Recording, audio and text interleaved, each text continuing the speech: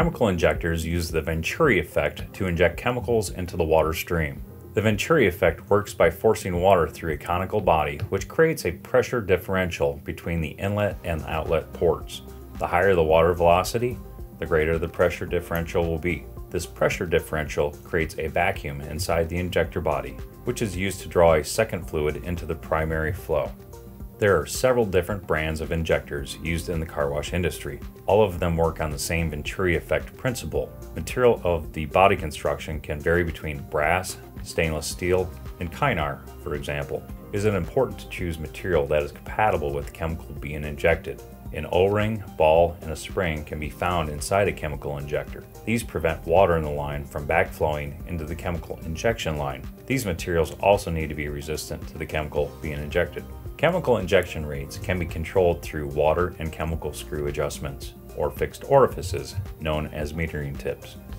Chemical injectors with adjustment screws can be adjusted to have an infinite number of chemical injection rates. A metering tip has a predetermined orifice size. Depending on the metering tip used, the next largest or smallest tip can vary the chemical injection rate by over 40%. All metering tips are colored to make it easy to identify the orifice size. Dima tips are by far the most popular. They come in standard tip sizes and ultra lean sizes and dictate the water flow rate through that particular injector. Fixed orifice injectors used in the car wash industry vary in water flow rates from 1 gallon per minute to 5 gallon per minute or more. Some injectors are color-coded to indicate the water flow rate, and others have the orifice size printed on them, and some have both. Metering tips should come with a dilution ratio chart. This dilution ratio on the chart should only be used as a guide to show what the tip sizes are in relation to each other. There are too many variables, such as the size of the injector, flow, pressure, and chemical viscosity that can impact dilution ratios. Per the standard size Dima tip chart, the smallest metering tip is tan and the largest is gray. Per the ultra lean tip chart, the smallest tip is copper and the largest is lime. This chart can be very helpful when trying to determine what tip will provide the target usage per wash. For example, if the usage is 30 milliliters per wash with a red tip and the target is 21 milliliters per wash, how do you determine what tip will give you the target amount? Take 30 and divide it by 21. Multiply this by 73, as shown on the chart. The answer is 104.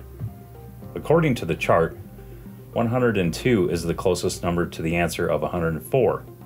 Therefore, you'd use a light blue tip. Let's say usage is 21 milliliters per wash with a light blue tip, and the target is 30 milliliters per wash. Take 21 and divide it by 30.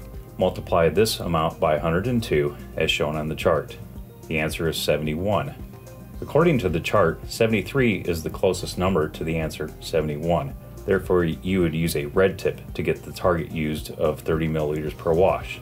This same approach can be used to predict usage per wash if using the next larger or smaller tip. For example, if 20 milliliters per wash is obtained with a pink tip, it will be easy to predict the usage for the next largest or smallest tip. Usage with a light blue tip, one tip larger than the pink, will be approximately 26.5 milliliters per wash. This is calculated by taking 170 and dividing it by 128, and then multiplying by 20. Usage with a turquoise tip, one tip smaller than pink, will be approximately 13 milliliters per wash. This is calculated by taking 170 and dividing it by 256, and then multiplying by 20. This is an effective method no matter what column is used on the Dima chart. If there is a chemical application problem, troubleshooting a chemical injector should be straightforward. If little to no chemical is being applied, the most common cause of failure is from a clogged metering tip. Metering tips can easily clog due to their small orifice size. Remove the tip to inspect for debris. If easy to do, remove the debris, but be careful not to use anything that may change the size of the orifice. In most cases, it is much easier to simply replace the metering tip with a new one. Another cause of little to no chemical being applied is caused from too much back pressure from a clogged foamer pad or housing, too much air pressure, too small of nozzles or openings, outlet line size is too small, the outlet line is too long, or too large of an injector is being used. Too much back pressure can be caused from one or a combination. Even if set correctly, all these will contribute some amount of back pressure. Foamer pads can become clogged for 3 reasons.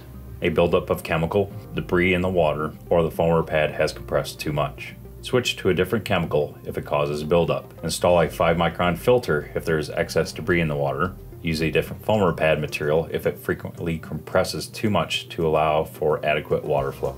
Too much air pressure is an enemy of injectors. As a rule of thumb, the outlet of an injector will be half that of the inlet pressure. If the inlet pressure is 150 psi, outlet pressure will be approximately 75 psi. If the total back pressure in the system exceeds or equals 75 psi, the injector will no longer draw chemical.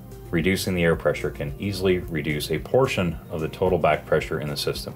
If the nozzle sizes are too small or there aren't enough, for example, some were initially capped or plugged by debris, this can cause excessive back pressure. Remedy by installing higher flow rate nozzles, uncapping nozzles, or removing debris from the existing nozzles.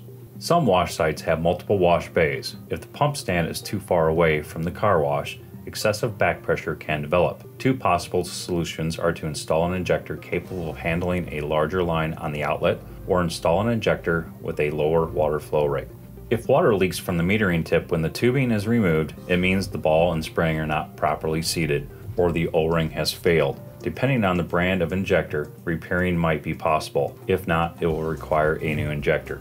If the injector is being used for a pre-soak and little to no pre-soak is being applied, it is possible the inside of the injector has a hard water buildup. A white chalky substance is a sure sign that the injector is suffering from a hard water buildup. As the buildup increases, the more it will interfere with the Venturi effect. The injector can be cleaned using an acid, such as lime away, or it will need to be replaced. To prevent this from happening in the future, soften the water or switch to a pre-soak such as Clean Cut 360, a hard water compatible pre-soak that can handle up to 20 grains per gallon of water hardness. Air leaks on the suction side of the injector will also cause reduced chemical flow. It is easier to draw in air than it is liquid. Inspect the tubing around the metering tip to make sure it has not become loose from frequent removal or if the tubing is partially on the injector. Replace the tubing or cut off a short piece if the tubing is too loose. If air bubbles are being drawn through the chemical line, check for all sources of possible leaks between the chemical injector and the container. It is possible injectors are drawing too much chemical, even if the correct injector size and tip are being used. If this happens, the likely cause is the metering tip has not been properly installed on the injector. If the metering tip is loose, it is possible for the chemical to flow around it instead of being drawn in through the orifice.